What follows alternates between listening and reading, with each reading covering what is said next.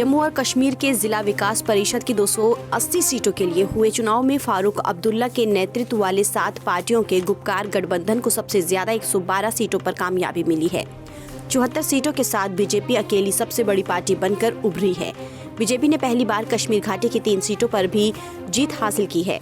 फारूक अब्दुल्ला की national conference 67 सीटों के साथ दूसरे नंबर पर है।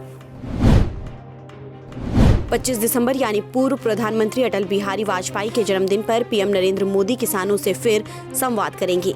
इस बार अवध के किसानों को पीएम नरेंद्र मोदी नए कृषि कानूनों की खूबियां बताएंगे। इसके साथ ही उत्तर प्रदेश बीजेपी कार्यकर्ता केंद्रीय कृषि मंत्री नरेंद्र सिंह तोमर की चिट्ठी लेकर घर घर जाएंगे।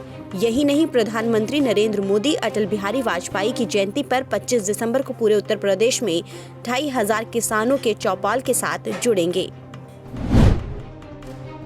कृषि कानूनों के खिलाफ जारी किसानों के आंदोलन को करीब 1 महीना होने वाला है। बुधवार को 28 दिन पूरे हो गए, लेकिन किसानों की मांग अभी तक पूरी नहीं हुई। किसान कानून को रद्द करने की मांग पर अड़े हैं। वहीं बुधवार पूर्व प्रधानमंत्री चौधरी चरण सिंह की 118वीं जयंती यानी किसान दिवस के मौके पर दिल्ली गाजीपुर बॉर्डर पर केंद्र के कृषि कानूनों के खिलाफ धरना दे रहे किसानों ने हवन किया।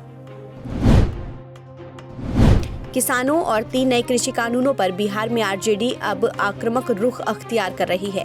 बुधवार को विपक्षी दल के नेता तेजस्वी यादव ने औपचारिक रूप से मुख्यमंत्री नीतीश कुमार और केंद्र सरकार से बिहार के किसानों के खस्ताहाल के मद्देनजर फसलों के न्यूनतम समर्थन मूल्य को कानूनी रूप देने की मांग की। 3 नए कृषि बिल पर तेजस्वी यादव ने कहा कि अगर ये लागू हो गया तो बिहार का किसान जो आज मजदूर है वो भिखारी हो जाएगा। मोदी कैबिनेट की बुधवार की हुई बैठक में कई फैसले लिए गए। पहला और बड़ा फैसला शिक्षा के क्षेत्र में लिया गया। कैबिनेट ने 5 वर्षों में 4 करोड़ से अधिक छात्रों के लिए 59,000 करोड़ रुपए पोस्ट मैट्रिक छात्रवृत्ति योजना को मंजूरी दी। वहीं दिल्ली की अनियमित कॉलोनियों में रहने वालों को कानूनी संरक्षण अगले 3 साल तक जारी रहेगा। इसके साथ ही DTH क्षेत्र को 100% FDI में लाया गया है। अब 20 साल का लाइसेंस मिलेगा और रिन्यूअल 10 साल में होगा। इसके अलावा फिल्मों से संबंधित सरकारी संस्थाओं का विलय करके एक ही संस्था में बदला जाएगा। पिछले 7 महीने में भारत और चीन के बीच चल रहे सीमा पर तनातनी और गतिरोध के बीच सेना प्रमुख जनरल MM नरवणे ने बुधवार को पूर्वी लद्दाख में विभिन्न ऊंचाई वाले क्षेत्रों का दौरा किया और भारत की समग्र सैन्य तैयारी की समीक्षा की। सेना के आधिकारिक सूत्रों ने इसकी पुष्टि की है। सेना ने कहा कि जनरल नरवणे ने नियंत्रण रेखा से सटे रिचिनला समेत पूर्वी लद्दाख की अग्रिम चौकियों और क्षेत्रों का दौरा किया और लद्दाख में LAC के साथ मौजूदा स्थिति का जायजा लिया।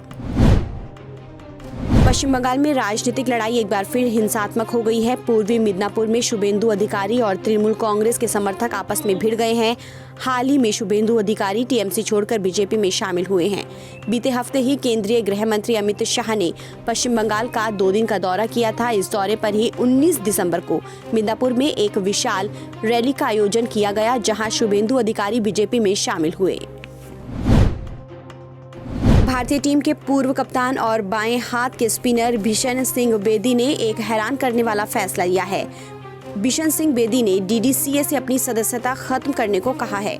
साथ ही उन्होंने कहा कि उनके नाम पर जो दिल्ली के अरुण जेटली स्टेडियम में स्टैंड है, उससे भी उनका नाम हटना चाहिए। बेदी DDCA के नए अध्यक्ष रोहन जेटली के काम से नाखुश हैं। 28 साल बाद सिस्टर अभया को इंसाफ मिल गया है। कोर्ट ने हत्या के दोषी पादरी और नन को उम्र कैद की सजा सुनाई है। मंगलवार को कोर्ट ने इस मामले में फादर थॉमस कट्टूर और नन सिस्टर सैफी को सिस्टर अभया की हत्या का दोषी ठहराया था। केरल के कोट्टायम के एक कॉन्वेंट में साल 1992 में हुई इस घटना में 28 साल बाद कोर्ट का फैसला आया है।